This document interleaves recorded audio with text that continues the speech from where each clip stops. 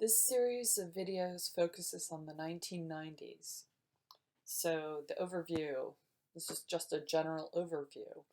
There's a severe recession that happens at the end of the 80s and continues into the 90s, into the early 90s. There's a big reaction against the conspicuous consumption of the 1980s and an emphasis on spirituality and authenticity. And there's a big subcultural interest in body adornments, tattooing, and body piercing, which, was happening in the 80s, but it was much more underground then and subcultural. Fashion concerns and trends. Grunge equals punk plus hippie. So imagine that. And it's characterized by homemade secondhand clothing worn in layers. It was a reaction against that should say go-getting society, and it was very influential in the U.S. Marc Jacobs and Anna Sui embrace it. Also happening in the fashion world, cyber fashions, punk, sci-fi, cult films as inspiration, supermodels ruled the day. Industrial fabrics, new ones are neoprene, which had been formerly used for scuba diving, polar fleece and microfibers, heroin chic and minimalism. We'll look at it all. So as we like to do in each time period, we want to look at the body of the decade. And you're seeing two different examples of that. On the left is Kate Moss for a Calvin Klein ad. She was very waif-like, almost a throwback to the 1960s Twiggy body. Very small bust and very adolescent body. And on the right is Gisele Bündchen, who's a Brazilian beauty who's much curvier. So we don't really see the prevalence of the plus size model in this decade too much. The king and queen of grunge were Kurt Cobain of Nirvana and Courtney Love, who you're seeing here. Courtney Love was a singer for the band Doll Parts. And so you can see the grunge look, the DIY pants, the messy hair, the layers, the fuzzy shirts, punk and hippie. Although on the right, she started to get a lot of plastic surgery and head toward Hollywood. So she changes her style starting in the early 90s.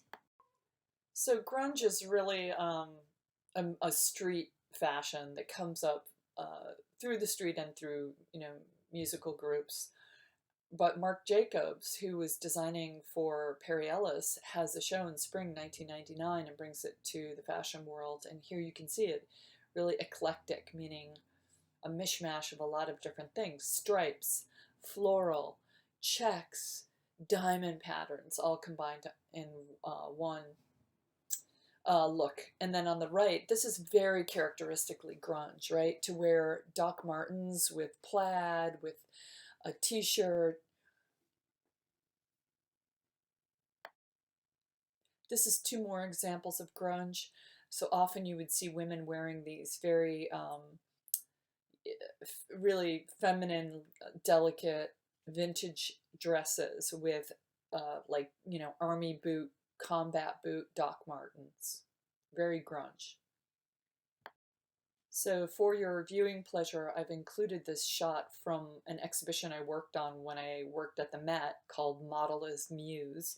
So we had a grunge room full of Marc Jacobs looks, and you can see how eclectic they are and what a mishmash, and how connected to rock and roll of the time, Nirvana, etc. How it was so connected. So Anna Sui also, along with Marc Jacobs, really embraced the grunge look. And here you see that, she would do upscale copies of sort of vintage lace. So the feminine with the punk rock and the hard edge. So I want to talk about ethnic influences. On the left, you see Jean-Paul Gaultier. He's just a remember I introduced you to him? He's the bad boy of Paris couture. So if you look at on the left, look at the combination of things that are happening here. Double-breasted suits traditionally in a pinstripe with a dhoti, dhoti. That's what Mahatma Gandhi is wearing on the right, and it's really a sarong-like wrap that you can make from one uh, piece of material, just a square of fabric. So then they have on like biker caps, and then she's got on like, both of them have on 19th century boots, like from the 1800s. So that's a very eclectic mishmash that is still reflecting those postmodern concerns, but with the influence of ethnic flavors. Continuing with that interest in ethnic, in quotations, uh, garments, you see tie-dye, you see traditional patterning from like Dutch African prints on the bottom of this garment, and of course completely styled like African, and a mix of African and Indian jewelry and embellishments for Jean-Paul Gaultier. So a few more Jean-Paul Gaultier designs. So on the right, you see this more ethnic flavor, like Maasai necklaces with sarongs, and he made all these very sheer shirts that simulated tattooing, as if you were tattooed all over your body, and then his version of camo wear. I added these pictures of Moschino, the Italian company, because really it points out this kind of hodgepodge that you see in the 90s, this like mishmashing, smashing things together, the juxtaposition of things that don't go together, which is still really alive and well. um, that postmodern pastiche, that it's still alive and well in the 90s, and it really characteristic of 90s fashion, clashing patterns. So Dries Van Noten in the 90s is really, these are really heavily based on the shalwar kameez, which is a tunic with pants that you see in India and Pakistan and in the East. So he's lifting directly from that, but these are very sumptuous, made in really sumptuous fabrics.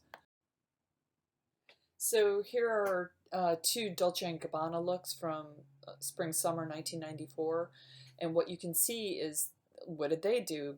Goodness gracious, they threw men down the runway in sarongs. A sarong is like a big rectangle of fabric you just wrap around your body a couple times and tuck into your waist, but it essentially makes a skirt for men. There you see the eclectic mishmash of ikat on that vest on the right, which is a traditional weaving technique that gives you that smeary look.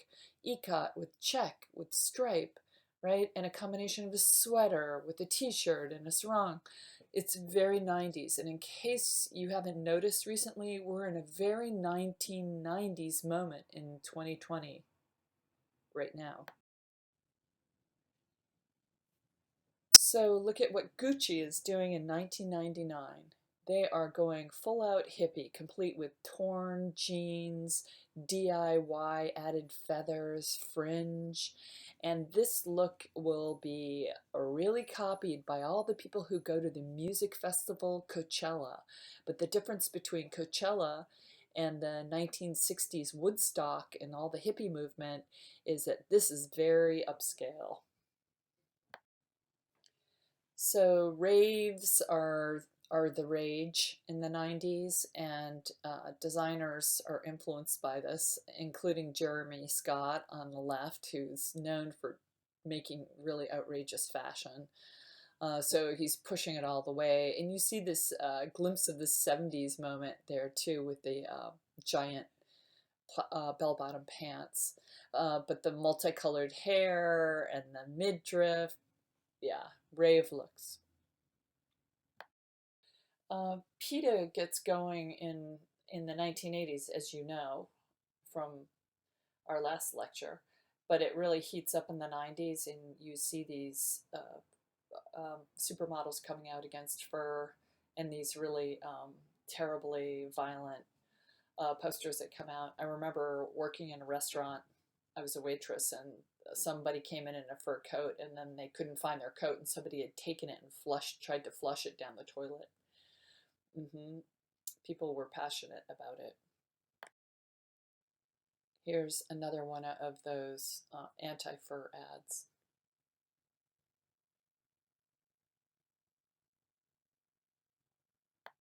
There was a big lingerie trend, and I don't mean lingerie for wearing underneath clothes. I mean clothes that were lingerie. Like there was a big slip trend, so you didn't wear anything over the slip was your dress. And a couple of shots of Shalom Harlow and Kate Moss in those upscale, excuse me, slip dresses. Donna Karan, Michael Kors.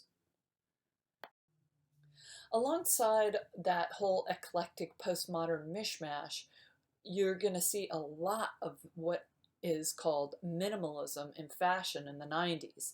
And what do I mean by that? You're looking at it. The hair isn't done up. It's plain colors. There are no patterns seen, no embellishments, no hardware closures or hooks or ribbons, nothing. Just pared down to the basic element of a garment. This Vogue spread, it features models from the past and the present. So you have Kate Moss, but you have Lauren Hutton, and you have Iman and Naomi Campbell and Claudia Schiffer and Linda Evangelista, etc., and Patty Hansen. But it's actually kind of a combination of that lingerie trend that you see as evening wear, right, and the minimalist trend. And to finish off part one of the 1990s, we'll end with Calvin Klein, who we know started as an outerwear designer and really gets into the minimalist trend in the 1990s.